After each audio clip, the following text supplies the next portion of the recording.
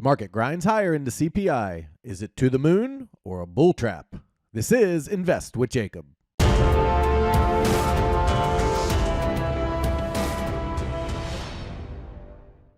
Okay, guys, so in yesterday's video, we talked about the fact that we really wanted to see the bears hold 48.15 if they were going to try to push this down, and really up to 48.25 was acceptable, but we wanted them to hold 48.15. They were unable to do so and barely held 48.25. Now the question is, are the bulls taking this to the moon? I'll get into that in just 1 second, but first, if you're new here, welcome to the show, guys. My name is Jacob Gabbard, and this is Invest with Jacob, where we use Elliott Wave Theory to break down the SP 500 and the NASDAQ. I highly encourage you to hit that subscribe button down below so that you can get our daily S&P updates, our trade setups, and our buy alerts.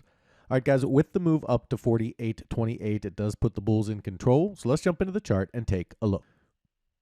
Okay, guys, so here we are on the 1-hour futures chart for the S&P 500. The market grinded higher up toward 48.28, and it pushed through a few key levels. So let's talk about those key levels and why we were looking at them. The first key level was 48.08. That's the 764 retrace of the move down.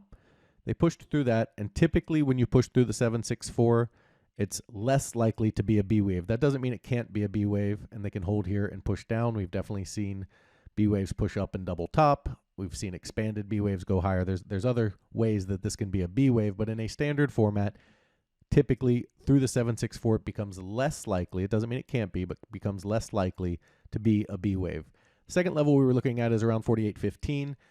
We had the 0.5 extension of waves 1 through 4 of this move up off of this low. So when you're looking for a wave 5 target, you measure 1 through 4. The 0.5 extension of that was 48.12, which came in right at this resistance area here. I gave it up to 48.15, which was the bottom of this resistance area as well. So a little zone there for them to catch. They were able to push through that zone. Came up to the 48.25 area, which was our next area, the 618 extension. I really would have preferred they held the 0.5. They held the 618, they poked above it and pushed down this resistance area here right at the top, but now they've pushed up pretty high in this move, and that does give the bulls the advantage. So until they break through the highs, it can be a B wave, but in more cases than not, when they push through the 764 and they've pushed up over the 618 wave 5 target, it does give the bulls a pretty good advantage. So there are 3 paths that we're looking at.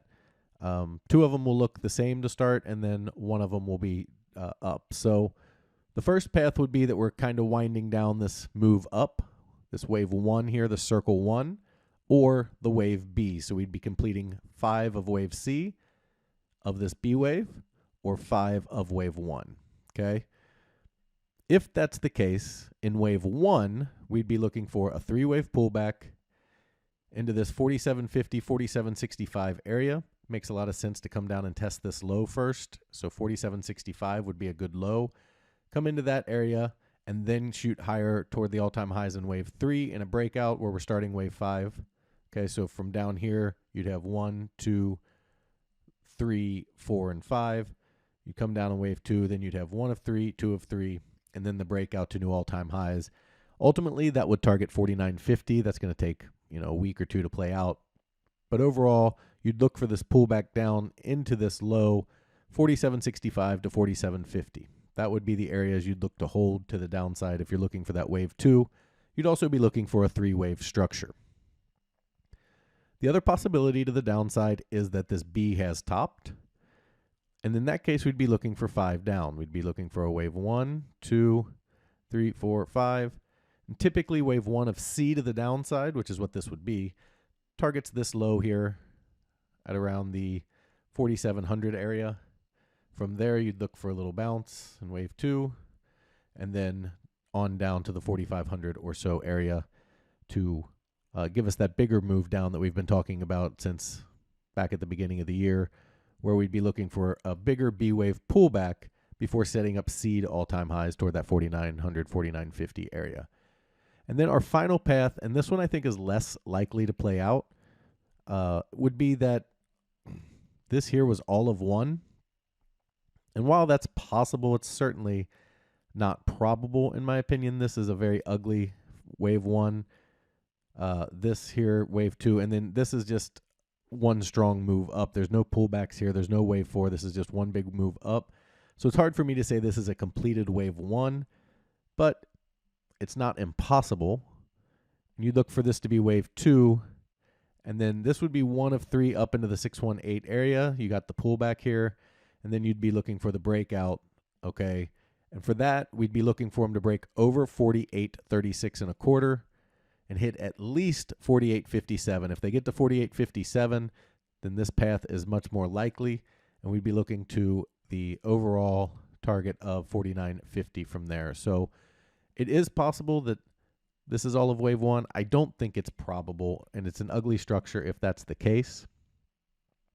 So that would be the third path if they're going to take it directly higher in a more aggressive play. But I do think we should see at least a flash down. You know how CPI goes, where you get that flash red bar and then green up, or vice versa. You get a flash green bar and then red down.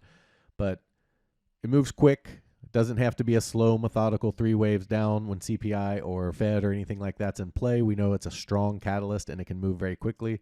So we could easily see them come down, test this low very quickly, and then start the rest of the day climbing back up and out in that wave 3.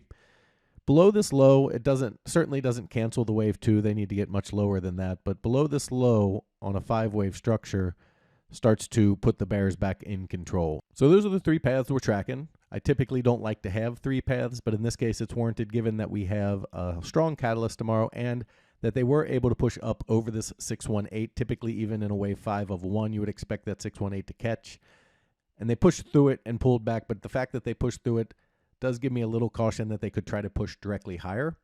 And if they do, we just need to be aware of why and how that would work out. So not in love with 3 paths. Don't think the third one is going to be the most likely option, but it is sitting there. It is possible, so we do need to have it in our back pocket just in case, so we can always adjust and make our trades accordingly. Over on the NASDAQ. Okay, so in yesterday's video, I told you they needed to push up on the NASDAQ towards 17,000 if they were going to make this a wave 1 in order to hit the right targets, and they did that. They got up to about 16,993, I think, or 16,983. Anyway, they got up really close to 17,000. They started to pull back a little bit at the close and then pushed back up. And the NASDAQ's going to be almost identical to the ES, where we're looking at basically the same 3 paths. Either we've completed wave B or wave 1 to the upside, and we're looking for a pullback, or you have this as a wave 1-2 setup, and we're looking for a breakout to the upside.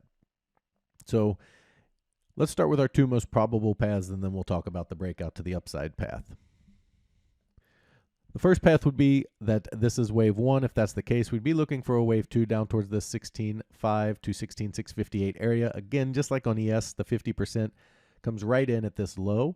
So it does make sense for them to come down, test this low, and then push out of here and start the move higher from there. You'd look for the 1 of 3 up, 2 of 3 down, and then the breakout. So that would be the primary look that we're going for. This would be an ABC, but again, with CPI, that can flash lower and then go higher. If, however, we get a 5-wave move to the downside that breaks through this wave 4 low, that would be a good indication that we could be starting a bigger C wave down, but we'd still want to see 5 waves back into this low. Then it would be more likely we're starting C down toward that 16,000 area. We'd look for a B wave bounce and then, a wave 2 bounce and then 3 of C to start from there. And in that case, again, we target 16,000. And then the final path on the NASDAQ, very similar to the ES. I don't love it. It looks like a pretty clear 3 waves to here. But if this was wave 3 all of wave 1 and this is wave 2, we'd look for a breakout to the upside. For that, they need to push over 17,019 and really get to at least 17,132. If they get to 17,132, then we can watch the pivot at 16,950 to see if they can hold and continue that path higher. I don't have a lot of faith in that path playing out. I don't think it's a very clean structure for that. So to the upside directly does not seem like the most likely path to me on either chart. But if they do take it to the upside, that's how we'd count it, and that's what we'd be looking at. But this is a pretty clear 3 waves, so I don't see it that way. But if that's the case, I'd be looking for a bigger diagonal to play out, where wave 1 is 3 waves up to here. Wave 2 was 3 waves. Then you get a 3-wave move for 3, 4, and 5. As a diagonal does, and you get an ending diagonal toward that 18,000 area. Again, we don't count on diagonals. I don't like the structure. I don't like how it would play out. And that is my least favorite of the 3 options. So those are the options we're tracking on both. 3 paths. Again, I don't like having 3 paths, but the fact that we've pushed over the 618 on both in the extension of 1 through 4, as well as the catalyst tomorrow, we do have to be aware of a direct breakout. Guys, if you love the information I put out in these videos and you want real-time market updates from me, you need to check out investwithjacob.com. There's a link down in the description. Go ahead and click that link. It'll take you right over to the webpage once you're there. Check out our membership plans area. We have 2 incredible plans that both come with a 7-day free trial. This is because I want you to get in there. I want you to make sure you love it. Become part of the team. Take it for a test drive. There's nothing to lose, and you can cancel at any time. We also have our Elliott Wave for Beginners online course. I'm actually working on our advanced course as well and hope to have it out by this weekend. But in the beginner's course, you're seeing real traders make real money and finally understand the market in a way that makes sense. It's hard when good news makes the market go down and bad news makes the market go up, and news cycles don't really make sense. Elliott called this out a long time ago, and it still holds true today. With Elliott Wave, you have the key levels and you understand what happens when they hold and when they break and what the alternate paths are so that you can adjust your trades and trade accordingly and have a leg up on the competition.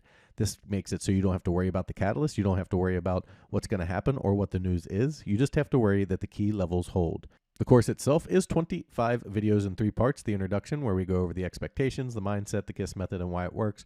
Your chart setup and tools, where we go through every single tool you need to use with Elliott Wave and how to use it, as well as the Elliott Wave for Beginners area, where we go through each of the waves, how they work, how to measure them, how to understand what the targets are, how to understand when they fail, theory of alternation, corrective depth theory, everything you need to know to understand the market. Guys, the really cool thing is if you don't want to pay for the course, you can actually get it for free. If you become a member of either of our monthly rooms, you get all of our training material for free. That means this course, the advanced course coming out, as well as any other courses I release. In our first room, the Invest with Jacob room, you get all of my real-time market updates, all of my buy and sell alerts, all of your Elliott Wave questions answered, a midday video where I go over exactly where we are in the counts and what to expect, as well as the training material you just saw. We trade the SPY and the QQQ, and we swing and day trade, so we do trade quite often in my room. However, if you're looking for futures trading, individual stocks, advanced training, and income trading, you need to check out PT's Throne Room. In there, you get everything you get in the Invest with Jacob room, as well as individual stocks, day trading, income trading, where PT is just crushing the market. The guys are making money every day in there, and it's really a cool trading style, as well as his reduced risk binary method that absolutely crushes the market. He gets you in at a cheap price and gets you big multiples on your money, and it's how he structures his trades. It's so unique. Something you really have to see to understand, and that's another reason we give you that 7-day free trial. He also started a challenge account where you put $4,000 into an account, trading mini ES futures, showing you how to build a small account into a large retirement or savings account. Guys, we would love to have you in these rooms so we can all make money together. All right, the key takeaways for today. We have CPI tomorrow, big catalyst, 2 different paths to the downside. One would be a wave 2 pullback into this 47.65 area. Below that is a little bit of a warning to the bulls. From there, you'd look for a 1 of 3, 2 of 3, and then breakout on our way towards 49.50.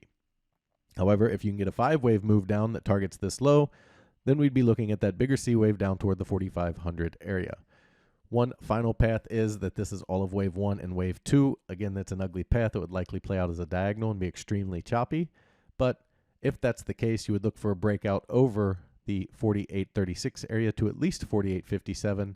And from there, we'd look for follow-through up toward 4,900. Over on the NASDAQ, again, tracking 3 paths, 2 to the downside. One would be a pullback into the 16,658 area to test this low and then back up from there.